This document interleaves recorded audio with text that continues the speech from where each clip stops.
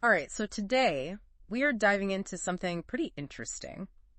I think it's like this intersection of technology and entertainment and nostalgia.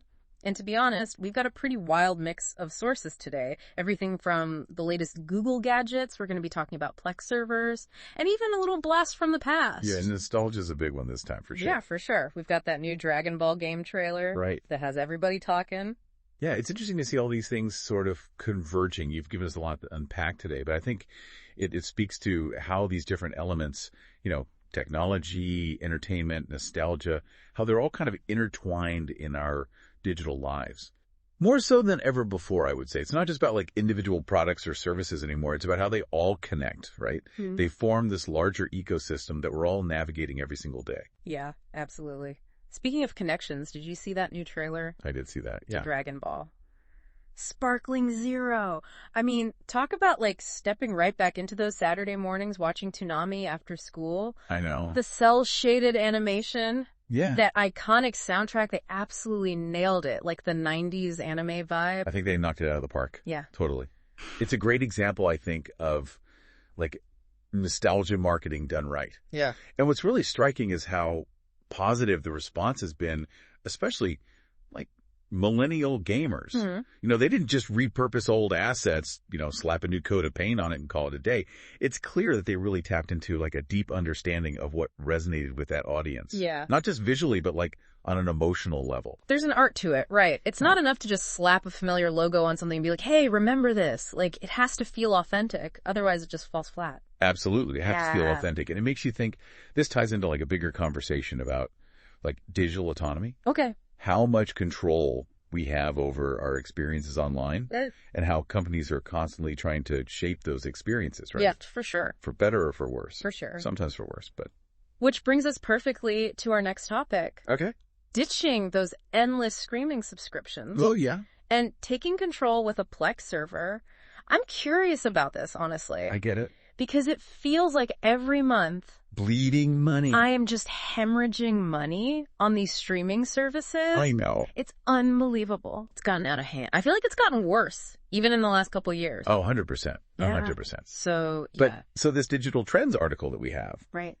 It kind of highlights this whole allure of the Plex approach, right? Right. Like you're creating your own personal Netflix. Right. You have complete control over your media library. Exactly. So instead of paying for a million different services, I could just have my entire movie and TV show collection all in one place, accessible anywhere. Mm-hmm. That sounds pretty good to me. I mean, in theory, it's fantastic. Yeah. And over time, the cost savings can be significant, right? Like you were saying, it's like bleeding money every month for all these different services where if you just bite the bullet up front. And, set up something like Plex, it can pay off in the long run. But the article points out there's a trade-off. Okay. There's always a trade-off. Always a trade-off there is. In terms of convenience. What's the trade-off here?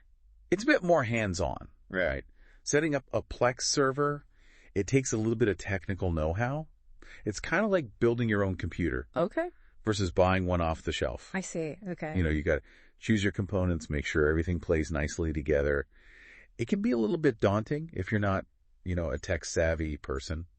So I'm not just like plugging in a Roku and calling it a day. No. It's a bit more involved than that. Okay. The article mentions like needing a dedicated device to act as the server. And then there's the whole process of ripping your physical media. Yeah. Or organizing your digital files. Yeah. It can definitely be a project. Yeah, it sounds like a weekend project at least. Yeah, at least. Yeah. And then even once you've got it all set up, there's the technical side of things. Okay. Like transcoding. Transcoding, which, have you heard of that term before? I have, but to be honest, I don't really know what it means. Okay, so basically transcoding is like translating your video files on the fly so they can play smoothly on any device. Gotcha. So imagine you have like a universal translator for different languages. Yeah, okay. That's essentially what transcoding does for video formats. Yeah. Because not all devices speak the same video language, right? So you need something to kind of translate between them. And that's what transcoding does. So it ensures that you don't have any buffering issues. Okay. Or compatibility problems. That's good, at least. That's the upside. No more buffering. Right. But, there's always a but, right? Right, there's always a but. There's always a trade-off, as we said. Yeah. The article also stressed the importance of security, especially when you're dealing with your own home network. Okay, that's a good point. Yeah. Anytime you have a device connected to the internet, especially one that stores personal data, like your movie collection or, anything like that, you have to be mindful of security best practices. It's like locking the doors and windows of your house, even if you live in a safe neighborhood. Right. Right. You're just minimizing risk. Yep. You're not eliminating it entirely, but you're making yourself a less appealing target. A less appealing target. That's a good point. Which, kind of segues into our next topic. Right? Yeah. Which is Google's ever-expanding ecosystem. Yeah. And the implications for our digital lives. Yeah. Because they're always adding new features. Yeah. I mean, did you see this whole AI art generation thing? I did, yeah. For their Google TV streamer? Wild. It's pretty wild.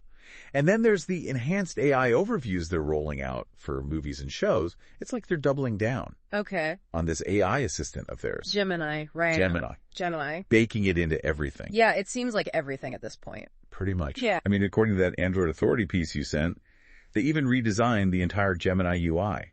Uh-huh. Apparently, it's all about a cleaner look. Yeah. Smoother navigation, they say. Sure. But it makes you wonder, where are they going with all this? What's the end goal? Right. That's the million-dollar question, isn't it? On the surface, it's all about convenience, right? Okay, correct. Personalization, making our lives easier, or so they say. But if you dig a little deeper, I think it's about creating this closed-loop system. Okay. Much like Apple has done. So, they want us to live entirely within their Google walled garden. Essentially, yes. Interesting. What does that mean for us as users, though? Well, it's a double-edged sword, right? Mm-hmm.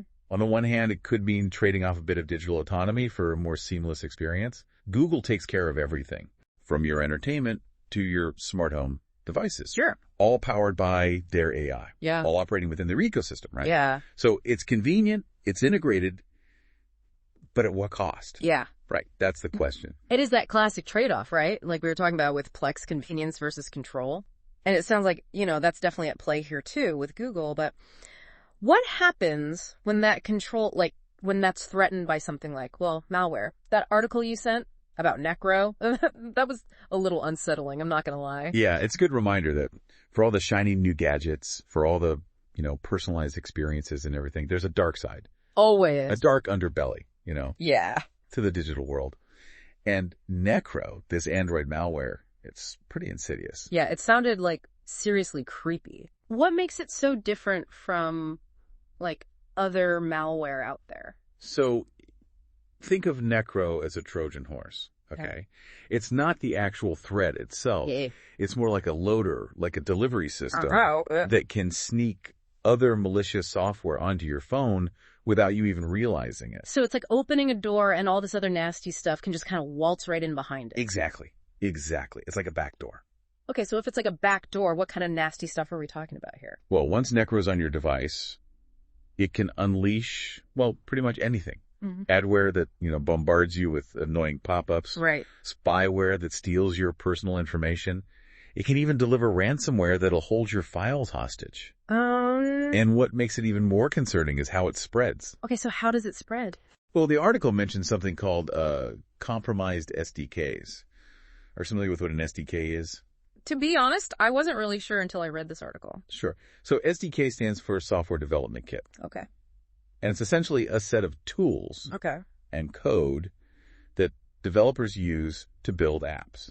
So think of it like a prefabricated building kit. Gotcha. It makes the process faster, more efficient for building these apps. Right. Okay. So then how do those get compromised and what does that mean then for us, So in some cases, hackers can actually inject malicious code into these legitimate SDKs. Oh, wow. Which means that even if you're downloading an app from an official source like the Google Play Store, right, you could still be at risk. I mean, that's kind of unsettling. You'd think, downloading from those sources, you'd be good. Yeah, you would think. It's a good first step, for sure. Okay.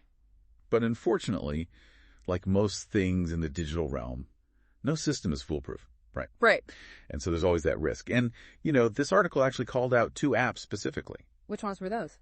Wuda Camera and Max Browser were infected with Necro. Okay. And get this downloaded millions of times. Millions of downloads. before they were taken down. Before they were removed, yeah. So, like, we're not talking about some, like, small potatoes thing here. This is widespread. This is widespread, yeah, unfortunately. Okay, so you mentioned earlier, too, that Necro can be used to deliver spyware adware. Do we know, like, what the impact has been on those users who, like, unknowingly downloaded those apps?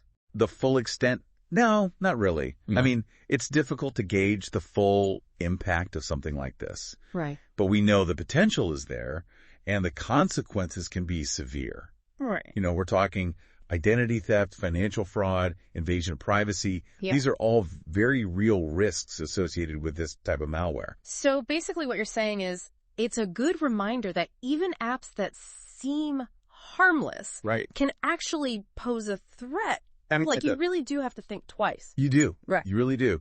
And I think it circles back again to what we were talking about earlier about digital autonomy. Okay. Right? Because the more we rely on this closed ecosystem, the more vulnerable we become if and when that ecosystem is compromised. Right. So if we're handing over the reins to Google, to Apple, whomever, we're putting a lot of trust in them. You are. You're placing a lot of trust in their security measures, in their ability to keep your data safe. Right, because they've got the resources, obviously. They do. They have vast resources. Yeah. Entire teams dedicated to security. Yeah. But, you know, as we've seen, even the most sophisticated systems can be breached. Yeah, that's true. So it's not about being paranoid. It's about being informed. Right? And taking steps to protect yourself. So not swearing off Google forever. Right. Never downloading an app again. It's about being aware, being conscious, making informed choices. Okay, so being informed and making conscious choices, what does that look like then? Well, I think it starts with, you know, understanding the allure of shortcuts, of these too good to be true offers, right? Right. And this is particularly relevant when we talk about things like modded apps, which are kind of a breeding ground, unfortunately, for malware like Necro. Okay, so like when we see these, like, you know, I'm thinking like the Spotify or the WhatsApp, that promise, like, you know, unlimited skips or whatever. Exactly, yeah.